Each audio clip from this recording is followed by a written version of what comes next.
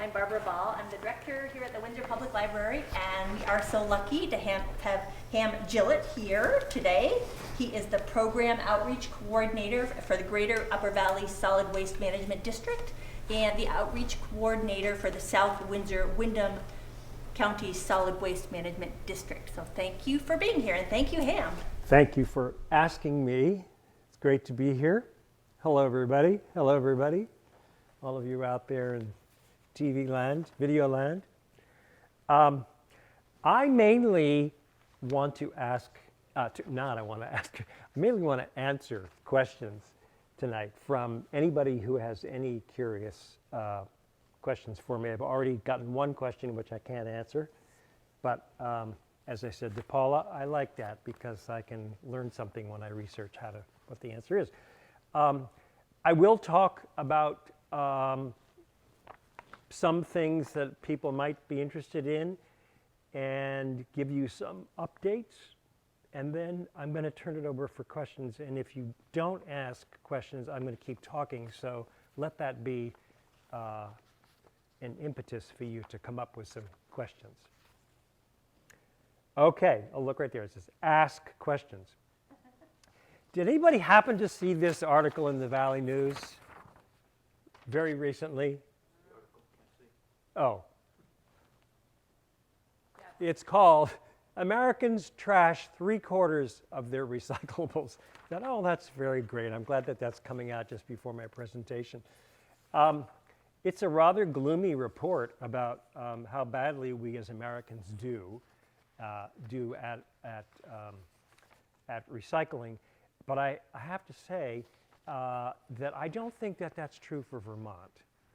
And we have aced so many, come in. We have aced so many, we are over the charts in terms of so many things that we recycle compared to the general population in this country. We can pat ourselves on the back, but there's still a lot of stuff that we need to do. And one thing before I forget, and I think I gave you, Barbara, the link. Yep. I would urge everybody, if you haven't seen it, to go online, and there's going to be a link at the end of the show to Casella's, it's called Casella MRF Tour. You'll get the link, but it's MRF, Casella MRF Tour. That is a 4-minute, basically, video tour of the materials recovery facility in West Rutland, run by Casella, and it's fascinating. I love to watch, some people watch cartoons. I watch the video. There's just, for those people who don't understand where their stuff ends up or how it gets from your recycling bin to wherever, this is fascinating, and it's 4 minutes. Casella's Zero Sort Recycling has made it easy for you to do your part to protect our environment by putting all of your recyclables into one container. But before they can become new products, they still need to be separated. And this is how we do it. The recycling is driven to the nearest material recovery facility, otherwise known as a MRF. When it arrives at the facility, all of the recyclables are dumped onto the tipping floor. A loader pushes the material onto the main upfeed belt as it makes its way to the pre-sort area. During pre-sort, large bulky items and non-acceptable material is manually removed from the conveyor. The material makes its way to a 3-deck cardboard screen. The larger cardboard surfs over the top of the discs, while material smaller than 8 inches falls through the discs and moves onward for further processing. Once the material falls through, the first priority is to extract the glass using a glass breaker disc screen. It's designed to break full or partial glass bottles into pieces 2 inches or less. From there, the glass goes through a glass cleanup system called a zigzag, where lighter fractions are sucked off and into the residue. What's left over is a clean glass product where they end up in a large pile waiting to be recycled. Any material larger than 2 inches, such as plastics, metals, and paper products, move onward for further separation. Next, steel cans are pulled out using a large magnet. The remaining material, which now consists of plastics, aluminum, and paper products, continues onward. Paper products, otherwise known as fiber, are separated using our newspaper disc screens, which are sized and angled to enable paper to surf over the top while containers fall below the screen. At this point, we've separated the paper from the remaining containers. The paper is then sent to a quality control area to ensure it meets the specifications of our end sites, such as paper mills. The remaining containers move downstream toward the computerized optical sorters.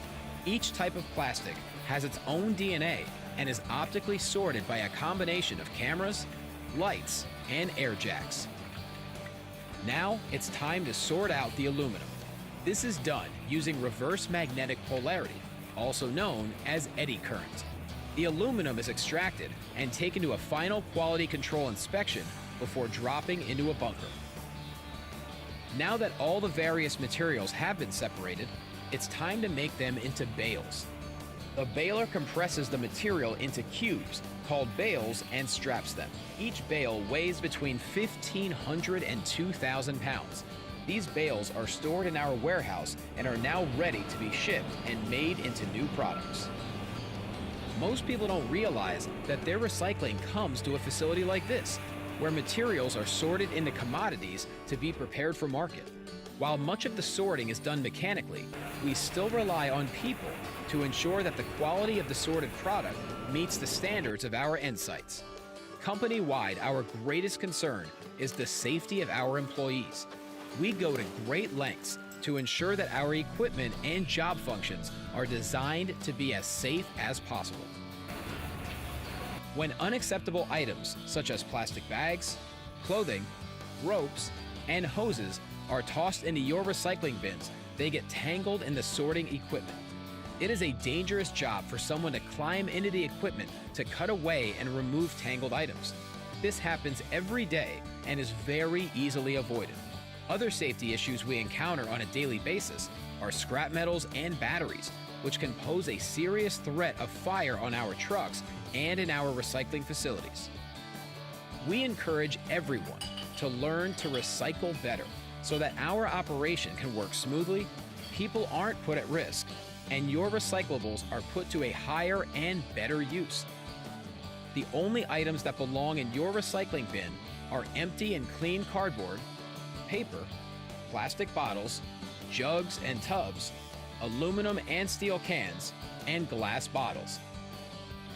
Let's recycle better together. I want to talk about something that's just come up recently for me, and that is the issue of plastic film, plastic bags. Here in Windsor, not that this is a Windsor-specific talk, but this is an example. For quite a while, the Lions Club was collecting plastic film, plastic bags, in a big container at the town offices, and they were taking it in pretty large quantities to Price Chopper. Price Chopper was shipping it back to their headquarters, wherever Price Chopper headquarters is, and then large truckloads of it were going to a company called Trex, which I think is in New Jersey maybe, but they're the ones who make plastic lumber, fencing, picnic tables, etc., deck furniture. And I just found out this rather fascinating fact that in one 16-foot Trex board, there are 2,250 plastic bags. Wow. So the problem is that Price Chopper, like everybody else, is overwhelmed. They don't have enough staff. The people at Trex are not only understaffed, but they're getting a lot of contamination. So people were in Windsor and wherever were saying, oh, I can throw all my plastic film in this thing at the town offices, and it's going to go and get made into plastic lumber. Well, that's not really the case, because if you go on the Trex website, which I also recommend, it's called Trex, they give an in-depth list of what plastics they take and what they don't take. they were getting so much contamination that they now required Price Chopper to take a photograph of every clear bag before it was shipped. And of course, Price Chopper said, no, thank you, we can't do that. So the whole system of plastic bag recycling in Windsor, I think, has kind of, in terms of the town, dropping it off at the town office, it's defunct. And I understand, although I haven't been to the Price Chopper here to check, but I understand that they are no longer participating in the plastic bag. They do. Okay, that's great. That's great. Okay. I think they don't want to deal with the big qualities, big quantities of it. A tip about plastic film, plastic bags, if you put your, I don't have one with me, but if you can push your thumb into it and it relatively easily stretches, that's good. If you can hardly stretch it and it's at all crinkly, throw it away. And that really pertains to all recycling. We have a big problem with contamination, and I'll get into that later. But for those of you who aren't in Windsor, I had an email from a fellow in Woodstock last week saying, Hannaford's will no longer take my plastic bags. I called Hannaford's and Shaw's and Price Choppers in West Leb. None of them are taking plastic bags anymore. And I knew for a fact that the town of Thetford has a wonderful system where they collect it in quantities at their transfer station, and then they have a deal with Hannaford's, and they take it once a month to Hannaford's, and they take it out back to the warehouse. Now, don't try this on your own, and I probably shouldn't be using the name of Thetford, but that system works. But it works because the people at the transfer station are monitoring all the plastic that goes into the bags. So they can be pretty sure that it's what Trex will take. So please don't drop off bags without asking. Anyway, the end of this story is that I called Hannaford's, both Price Choppers, and Shaw's today, and I was told by whoever I talked to that, oh, absolutely, we're still taking plastic film. So I don't know. I can't tell you. According to those stores, they're still taking it. I don't think I spoke to the managers. There may be a different story. But I would just say, why don't you check with the store before you drop your stuff off? Because we don't want to overload the system, and we don't want to be sending all of that stuff to the landfill if these stores are really not dealing with it. And I'm not saying that they aren't, but there's just miscommunication going on. So there's that. The bottle bill in Vermont, the legislature is working on extending it, so it's going to include wine bottles and water bottles and soda bottle, I mean not soda bottles, but things that aren't a deposit bottle now. There are pros and cons. I don't really want to go into that. The beverage industry hates it, but there are a lot of people in Vermont who want it because it supposedly helps clean up the trash on the sides of the roads. I'm not sure that works necessarily, but just so you know that bottle bill is out there, and if you want to read the pros and cons, research it, because it's pretty interesting and it's pretty complicated. Paula asked about the next styrofoam collection, which is going to be in, I believe, in April. It's definitely going to happen, and it's going to be, the date is to be determined, and the site is to be determined, because this event has become so popular that it's all volunteer run, and it's run by a combination of Sustainable Lebanon and the Lebanon Rotary. And they get 20 volunteers out there on a Saturday morning, but they loaded 3 22-foot U-Haul box trucks, and I mean loaded. It was like a jigsaw puzzle.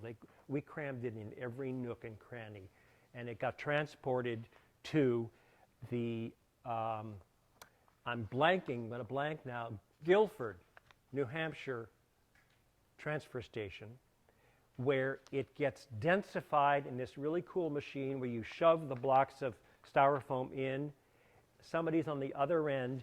It's coming out like a big thing of rope about that wide. It comes out the other end, and this person at that end is folding that over into a box, a special box. And when the box is full, that's called an ingot.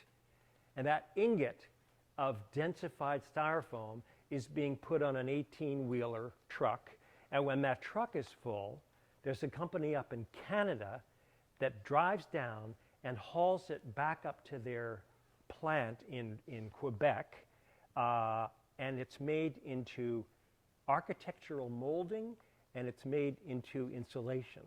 And they have made this fantastic connection with a guy, a vet, not a veterinarian, a veteran in North Carolina. And he is building tiny houses for vets. And they're all being insulated with this foam. So that is, talk about a great circle. So that's the story with your styrofoam. It will be posted in the paper. It'll be on my listservs. I'll get it somehow posted in Windsor. It'll be in Tom's newsletter.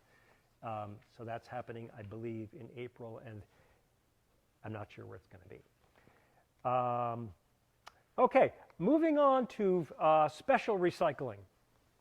In Vermont, there's now an orange, everything has a sticker in Vermont. There's the one, you've seen the half-chewed apple core, you've seen the one with the trash can, and you've seen, that's for composting, and then you've seen one that's recycling. I'm not sure what the logo is. Now there's an orange one that says special recycling. And special recycling refers to all the things that you can't put in your regular recycling bin, and those include, but are not exclusive to paint, fluorescent bulbs, batteries, electronics, and mercury devices. All of those products fall under what's called Extended Producer Responsibility, EPR. So any manufacturer of any of those products has to pay the state of Vermont to have, I'm not sure how much it is, but it's significant, to sell their product in the state of Vermont. That money goes toward end-of-life safe disposal of all these products. So the Paint Care, which is a national company, a lot of states don't have it like we do, but 77% of the paint, if you've ever taken your paint to the Hartford transfer station or to a hazardous waste collection, 77% of that paint that's in a can that's labeled and not rusted is getting reused as paint, which is pretty cool. Excuse me? No, this is liquid paint. Yeah, if your paint is completely dried up, rock hard, throw it in the trash. Paint Care takes liquid paint, liquid paint only. So that's one thing. Bulbs, we at the Solid Waste District use a company called Veolia. And didn't we take a bunch of your bulbs? You said you're going to. We're going to. Yeah. Thank you for the reminder. If you have like tons of them, you can call me, but I'm going to tell you to call Veolia directly. But I make special for my friends at the library, and we're going to take those. But what happens is that I order these boxes that have a cardboard lining and then a heavy-duty plastic lining, and the bulb, the 4-foot and 8-foot tubes go in those, and then I have to twist tie the thing, and then I have to tape it all up, and it has to ship FedEx ground to a company in Michigan where those bulbs are smashed and everything is reused. They reuse the mercury, they reuse the metal on the ends, they reuse the glass. Mercury bulbs, fluorescent bulbs, are dangerous if they break. And Vermont, I think you all probably know that as of, I think it was this January 1st, you can no longer buy fluorescent mercury bulbs in the state of Vermont. So a lot of people are getting rid of them, so we're seeing a lot of them. But so that's another example of extended producer responsibility. The lamp manufacturers pay the state of Vermont, and they fund the recycling of them. Another one is batteries, which Paula just asked me about. All batteries, except I'm not sure the ones at the TV station, but all of your batteries can be recycled. And if you live in Windsor or around Windsor, you're free to drop them off in 2 kitty litter boxes in front of the town office. Aubuchon also takes them. If you go to a company called Call to Recycle, and it's the digit 2, Call to Recycle, there's a location. You can say, put in your zip code, and it'll tell you all the places that you can take them. A lot of towns that I cover, some of the towns, the transfer stations have Call to Recycle battery recycling. In towns that don't have a transfer station, in my 2 districts that I work in, I put a 5-gallon bucket outside of the town hall, and hopefully most everybody knows about it, and you can drop your batteries in there, and I come and pick them up. I take them back to my office in Ascutney, and I have to go through every battery one by one and put the lithium batteries, either tape the terminal of them or put them in a separate plastic bag. Lithium batteries are very combustible. You've probably heard about FedEx trucks catching on fire. Big recycling facilities catch on fire, burn to the ground because somebody has put a lithium battery in their regular recycling. A lot of times sometimes what happens is that people put them in, one of them will fall into a bin of your paper for recycling. And then when the paper goes through a shredder, it shreds the battery. Poof. So please be very, very careful with your lithium batteries. They have to be separate. And the same, hearing aid batteries, button batteries, batteries in your watches, those are all lithium batteries. At some point, there are going to be no more alkaline batteries because they just aren't as powerful. But call me if you have any, or email me if you have any questions about batteries. Electronics, again, extended producer responsibility. When I run a what I call a special collection dump day in Windsor, we have a truck there from a company called Good Point in Middlebury. They will take pretty much everything, and they recycle or reuse everything they take. Oftentimes, if somebody brings in a nice turntable or a stereo, they will put it on eBay and sell it, and make sure it works. But that's part of how they fund their program. Excellent program. They have a big facility down in Mexico where people are, and they have another one in somewhere in this country. But people are working in these factories. And how shall I say, they are paid very well. They have health insurance, but they're dismantling all of this stuff, and it's getting turned back into whatever. So that is Good Point. And one other thing, in Vermont, there is such a thing as a covered electronic and a non-covered electronic.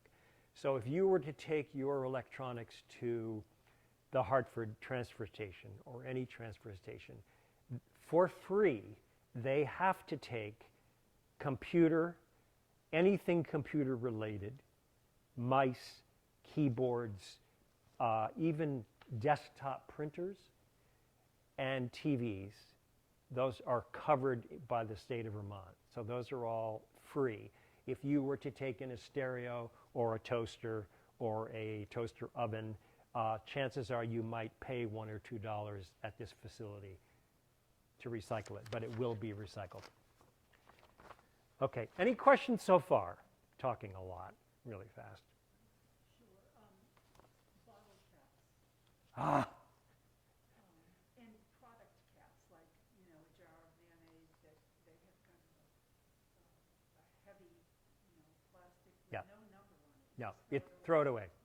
Throw it away. If it doesn't have a number in Vermont, you can, if the plastic doesn't have a number 1, a number 2, or a number 5, it's trash. That's all that we recycle in this part of the world. Bottle caps, I throw mine away. That leads me to the 2-inch rule. When you see this video, the Casella video, you'll see these trucks full of recyclables, mixed recyclables. They dump it in a huge pile, and then it gets pushed up onto a conveyor belt, which is more like it's a metal grated belt, but it's got holes in it, and the holes are 2 inches by 2 inches. So anything that's smaller than 2 inches has the potential to fall through that grate, and it will fall into the machinery. They have to stop the machinery and pull it out. So if something's smaller than 2 inches, throw it in the trash. There are 2 theories about putting caps on a bottle like this. If I were recycling that, I would throw the cap away. But I am told that if you put the cap on the bottle, you leave it on the bottle, it will make it up past the 2-inch holes, and it will get sorted into number 1 plastic. And the cap, which is not number 1 plastic, will end up in another bin and be recycled. That's what I'm told. So, yes. I tried that at Springfield Recycle, and they yelled at me. They're like, we don't care, we want those off. Good. Okay, yeah, throw them away. Then throw them away, I say. When in doubt, throw it out. That's one of the big mottos about recycling. If you have any question about something, throw it in the trash, because if it's not recyclable, you are potentially contaminating an entire load of your recyclables, and it's going to go to the landfill. And that is one of the reasons, getting back to my opener, why a lot of our recyclables are ending up in a landfill, is that if one of the haulers picks up a load of recyclables and they can visually look and see that there's a lot of non-recyclable, they will take it right to the landfill. So let's all do. One more question, because you were talking about batteries. Button batteries do not go in the kitty litter bins at the town hall? Yes, they do. They do? Yes. Okay. But do me a favor and put them in, don't throw them in loose, put them in a Ziploc bag. Sure. Because when I'm digging through 500 batteries down into the bottom of a 5-gallon pail bucket, and there are a lot of batteries, single batteries, I have to dig them all out. So it really helps me if you can put small batteries all in a Ziploc or some kind of plastic bag so they're together. You had a question? One is about batteries, which is, how about car batteries, and also the sort of irregular sealed batteries that might come from some phone system? Yeah. Yes. Car batteries, take to AutoZone or your local mechanic. They actually get paid for them. So those I couldn't recycle through my system. I could recycle a smaller battery like that, and I do. So. And the other one is, yeah. Lids from, let's say, a pickle jar are made out of metal, but they're lined with this rubbery stuff. Chuck it, right? Walker. Wait! Don't chuck it. No. That's one of the ones that I'm sort of on the fence about. It's like the bottle caps. You know what you could do? Call Casella. That's what I do. When I have a question, I call Casella in West Rutland. Joe Sulia is the guy's name, S-O-U-L-I-A. Joe's great. And he will tell you, yeah, chuck them, or no, we'll take them. And that's like going to the source. So. Just a testy question. Oh, yeah. It would be nice if there was some information available to a lot of the specifics that we've talked about what to recycle and not. We have the ones from Casella, but they're very general, and they have some pictures of what you can and what you can't. But then you always come up with 10 more questions when you're in your house, you know, that really isn't explained on the handout from Casella. So I guess you just call Joe. Call Joe. Well, my answer to that is I get that question with some frequency. And one of the problems is that the rules change all the time, depending on the market. Because I could tell you, oh yeah, you can do this, and then a month later we find out the market for that particular item has dried up and they're not recyclable anymore. But maybe they will be. It's also very time consuming. What would help me is if people would, if they have questions, I mean, if you have 10 other questions, if you would email them to me, I can start making up a list and I can address those questions as they come up. I can put them in Tom's newsletter, or I can put them in one of my town listservs of the towns that have a listserv. Even like I know I'm getting too fuzzy here, but like a bookmark, maybe like the library has, and just have the items that you can, and leave them in the grocery store when people go through and just put.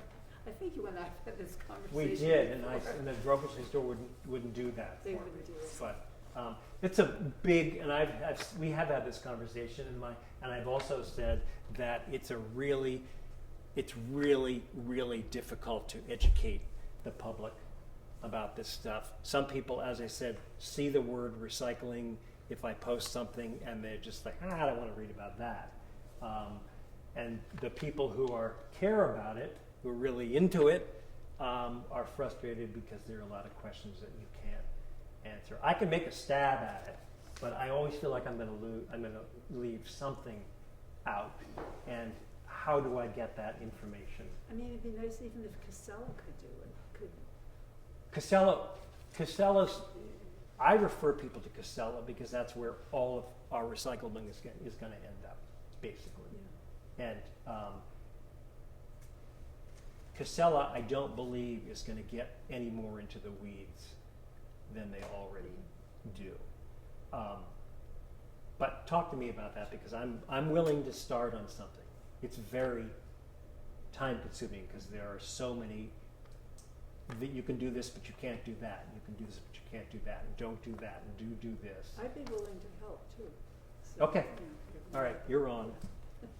And this is as much of a statement as a question, I guess. Yeah. But why are the numbers so hard to find and so hard to read on the containers? You have numbers that are about that big and not in a uniform place. Yeah. And the embossment and depth is not there. And you practically have to use a magnifying glass to read what it is. Why not make it I have no idea. 10 times as large? Talk to the bottle manufacturers. I know it's very. Is there any move afoot No. for Vermont to require? No. The next thing that's going to happen, I think, is that they're going to do away with numbers, because they were initiated, and there's a whole story about that which I don't completely understand. But the whole numbering system was initiated years ago, and it doesn't pertain to a lot of what's being manufactured now. So, and you can read about that. So, yeah. Frosted or colored glass. We have Casella pickup. I live in New Hampshire, so a little different. But Boo. No. What? You're on tape. And I'll see like a blue bottle. They leave it behind. So. Oh, do they? They do, and like I worry, frosted glass. Frosted glass, probably not. Yeah, and like a candle holder to get the wax out of it. And No. None. Okay. Container, basically bottles and jars is all they want. Okay. And that's interesting because I hadn't heard about blue bottles, them not wanting it. Right. Do you remember the days, some of you who've been around, when we used to have to sort everything in a separate bin, and we had to sort all of our glass in a different color to a different color. You all remember that. You all. Okay, moving right along. Oh, this is the newest thing, is that the legislature in Vermont has just passed a hazardous waste EPR, extended producer. So there's going to come a day, I don't know how they're going to pull it off, but there's going to come a day when anybody who sells, and it's very complicated, but a lot of the things that you see that are in a hardware store, pesticides, herbicides, fertilizers, cleaners, those manufacturers, some of them are going to have to pay into the state Nice. for the end result. Because let me give you this fun-filled fact. I work for 2 different solid waste districts. The Greater Upper Valley Solid Waste District goes from Heartland up to Vershire and over to Woodstock, Bridgewater. There are 10 towns. My other district is Southern Windsor-Windham County Solid Waste District. Starts in Windsor, runs down to Rockingham, and there are 14 towns. But anyway, I do most of my outreach in this district, and we are required by the state to run 2 4-hour hazardous waste collections per year. We used to have to do 4, now it's down to 2. And so we collaborate with the town of Hartford. We run this collection at the Hartford transfer station, and we paid for 8 hours of hazardous waste collection last year. We paid $72,000. One vendor charged us $18,000 just to set up the bins and the trucks. So the businesses are all consolidating. There's hardly any competition, and so and we get a grant from the state, but like for next year, we have a 4-year grant. For next year, we're getting $19,000 in the state towards $75,000. Wow. So that's why I'm thrilled about this hazardous waste EPR, because some of those companies that produce this stuff are going to have to start paying to help pay for their disposal. So it's great. Okay. Who pays that money? What's that? Where's that money come from? The 50. We have to pay for it with the fees that we get from we get hauler fees. The haulers have to pay the district for picking up trash in our district. It's a problem, and we also we get income from the town of Hartford for anybody in the GUV district that takes their trash and recycling to Hartford. We get a cut on how much it costs for them to, what they pay to get rid of their stuff there. So it's not enough. The system's kind of broken. Any other questions? Yeah. Black plastic, is there anywhere to No. recycle that? No. More and more places are, like takeout places are, I shouldn't say more and more, but gradually more takeout places are allowing you to bring your own takeout container, and the same with restaurants. So I would encourage everybody to get yourself a reusable takeout container for a doggy bag, and I think in general, I made a note here, when you buy something, whether it's a box of Kleenex or a refrigerator or a new pair of shoes or a chair, what is the end of life for that thing you are buying? Your Kleenex you're going to blow your nose with, and then you're going to throw it in the trash. That will go to the landfill. Big deal.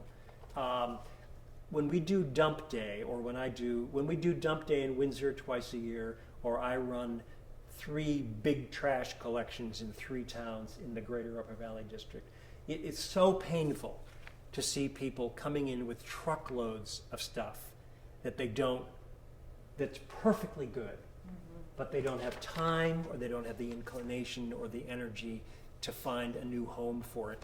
I got 2 years ago at Windsor Dump Day, some guy came in with a beautiful kayak paddle that must have been worth $500. It was barely used. It was, partly, what are kayak paddles made out of besides? Carbon. Anyway, it was beautiful. And I said, where are you throwing this away? Yeah, I didn't want to deal with it. So I took it and I sold it. But, that's an extreme example. But vacuum cleaners last a year and then they break and they're not recyclable. Those are all going to the landfill. Furniture, toys, everything. I mean, I take pictures sometimes because I get so frustrated. But if everybody would just think when they buy something, what is the end of life for this thing? And you walk into, I don't mean to pick on Rite Aid. It could be Rite Aid or CVS or Walmart. If you walk in Rite Aid and you just stand at the front door and you look at the shelves and shelves and shelves of things that most of the things we need. They're medications and they're lotions, but so much of that stuff is going to the landfill. And Vermont has one landfill left. It's in Coventry, Vermont, which is almost in Canada. It's owned by Casella. It has, I'm estimating, I think they say that it has 15 or 20 year lifespan left. They have applied to expand, but they're getting a lot of pushback from neighboring towns. And the other option is some of our trash in this area, our trash goes to Lebanon. And Lebanon has a shelf life. And so when these landfills are full, then our haulers are going to have to start hauling them to New Hampshire, who doesn't want our trash, or New York State, or Massachusetts. And you can be sure that your trash bill is going to be much higher when the hauler has to haul your Kleenex to a landfill in New York or New Hampshire. So just if everybody could just think about that, and if you have the, how much time do we have left? I'm running on and on here. We get 25 minutes. Oh, phew, okay. I'll stop soon. But if you have the ability, and I would say financial ability, to shop at a co-op, because a lot of things are more expensive at a co-op, but when you can buy in bulk and take your containers and fill them up and fill them up again and fill them up again. I mean, I'm lucky I live by myself. I don't have a family to feed. But, spices are a perfect example. To buy spices in bulk is much cheaper than buying them in a jar in a grocery store. But just think about it. Think about ways that you can stop sending so much stuff to the landfill. And it's hard. It's hard. But that's my plea. Getting back to batteries and electronics, I've had a couple of people ask me recently, where can I take my batteries? I've been taking them to Staples or Best Buy. That's fine, but those stores that take batteries are in New Hampshire, and New Hampshire doesn't have a battery recycling law. So the only batteries that those particular big box stores will take are rechargeable and alkaline batteries. They won't take any of the other kinds of batteries. In Vermont, all your batteries are recyclable. So for battery recycling, stay on this side of the river. Wish cycling, I think I've covered that. If you see something, you get something from the store, you eat the contents, you pick it up, you say, oh, I don't really see a number on that, but it's plastic, so I'm just going to put it in here.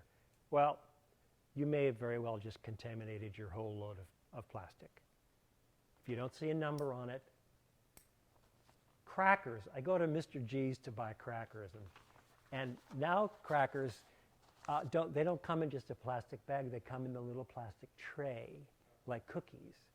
So I've just stopped buying crackers because that plastic tray is not recyclable. And I know that some people are going to think I'm completely nuts, but I can do without crackers, and I don't want to have to throw that plastic away. So does anybody have a cracker recipe? I'll make my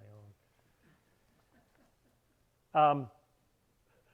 What was I talking? Okay, when in doubt, throw it out, okay? And when in doubt, throw it out. The same thing as wish cycling. Don't guess about something. It's not worth it.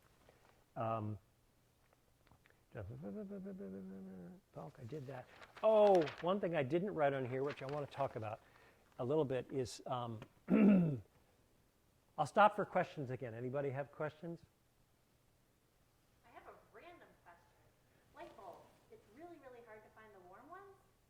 And for my chicken waterer, I like have this little homemade metal box that the chicken water sits on with a light bulb that warms it. But now you can't really find light bulbs that are warm anymore, right? Are they no more elite? Don't they make special chicken light bulbs? I mean, I could buy A heat- chicken a water heat- warmer. Well, a heat lamp or something like that. Yeah. Yeah, that's a good one. Excuse me. Yeah, incandescent bulbs give off heat, and they're not making them anymore. Yeah. So okay. I mean, I'm sure they're making them. Really? Thanks. What was that? I might have a couple. See, this is perfect. Connections. How do you get rid of old LED bulbs? Walker, that's 2 for 2. I've got a bunch that are kind of half dead and. Yeah.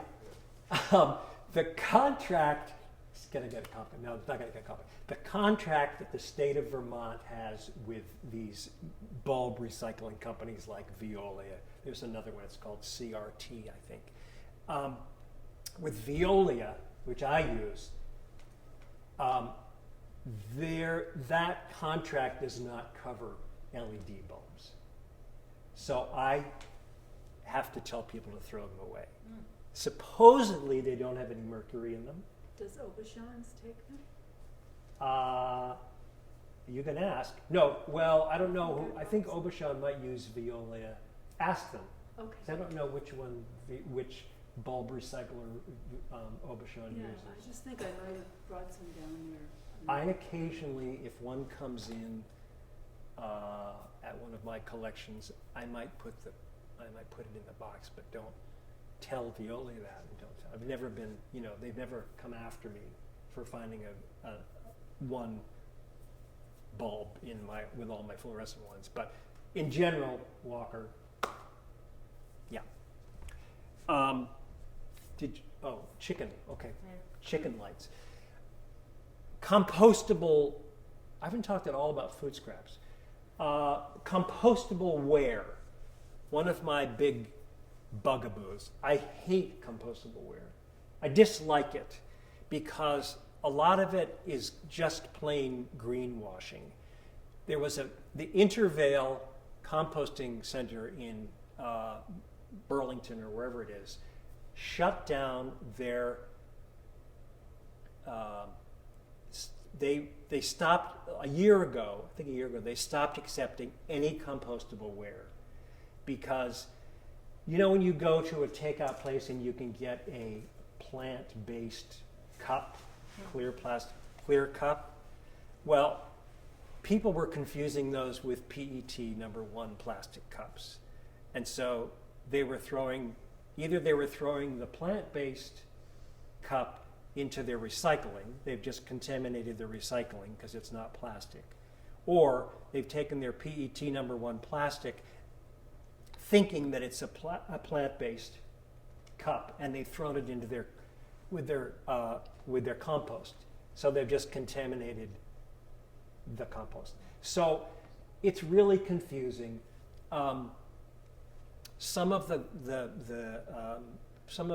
like clamshell things, I'm told that some of those have PFAs in them now. Of course, even our dental floss has PFAs in it. But if you're going to buy something a compostable cup or plates or whatever, make sure that it has a logo on the packaging that says BPI certified. Those are the good guys. If you backyard compost, it's hard to get a compost plate, compostable ware that looks like plastic. That takes forever to break down, even in a commercial facility that gets really hot. So if you're backyard cold composting, compostable ware takes a really long time. I mean, I wouldn't throw compostable utensils in your backyard composting. Just don't buy them. It's almost better to buy plastic and send it to the landfill. than contaminate compostable. Just, again, if you can pull it off, get yourself a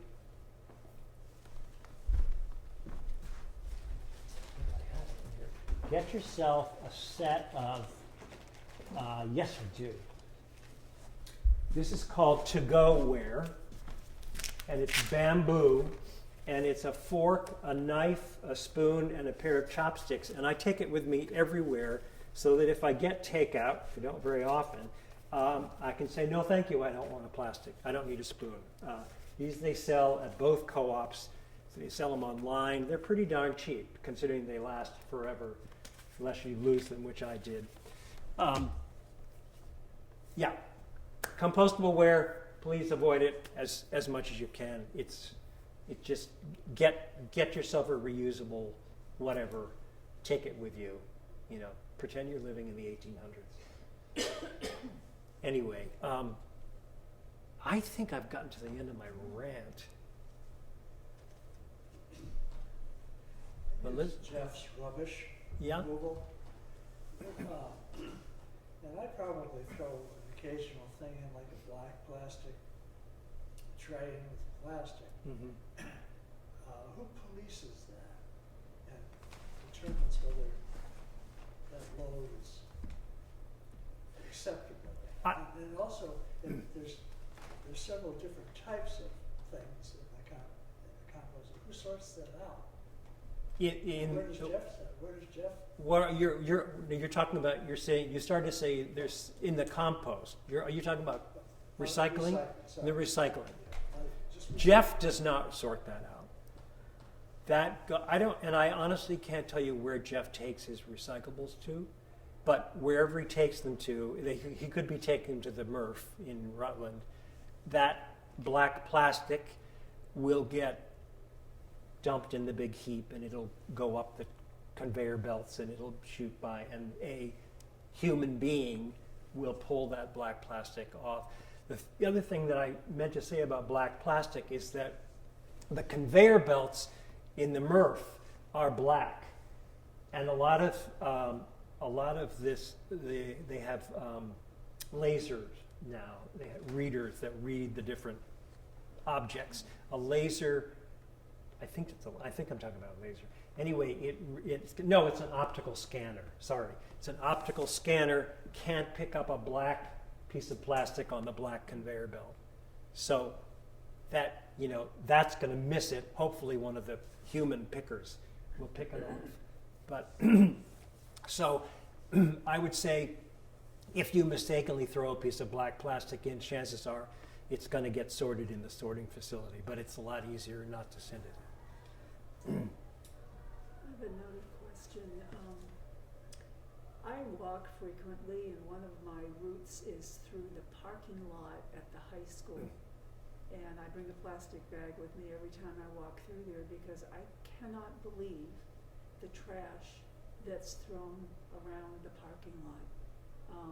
So I'm just wondering if there's any program for schools regarding recycling or anything like that.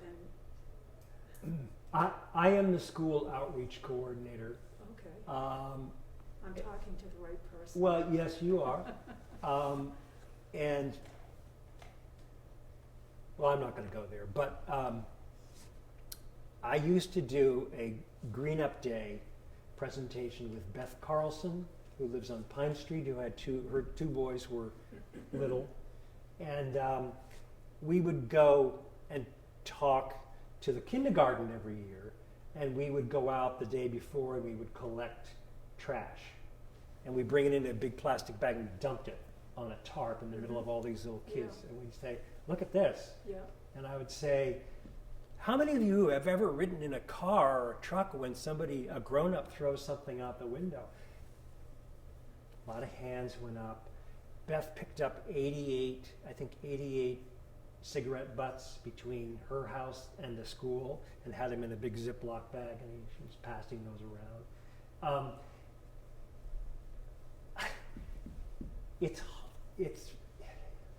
It's really hard. I don't have enough time to do as much outreach as I need to do. And I would venture to say that the high school kids are worse about it than the smaller kids. If you can get the kids, when they're little. Yeah. I mean, I would just love to instill, at least even if you could instill it in one student at the entire school, that, this is your school. These are your hallways, these are your classrooms, and this is your backyard. Yeah. This is your backyard. The barrels on the ball fields, the trash barrels, are full of returnables and recyclables, and I have a big issue with that. There are no, it is the law in Vermont, Act 148, that if you put a trash can out in a public space, a space used by the public, you are required to put a recycling bin next to it. That's not happening on the school grounds.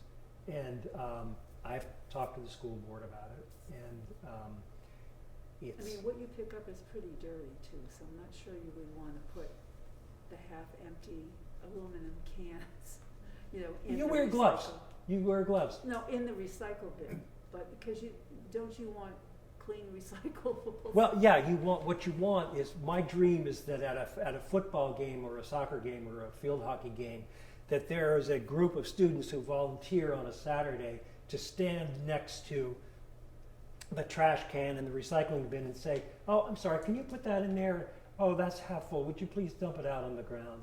Because people just, when you're at a game or you're at an event, you're not thinking about that. You should see the recycling and trash bins on the streets in Woodstock. They've got fancy trash can, recycling can, and you look at them and they're all filled.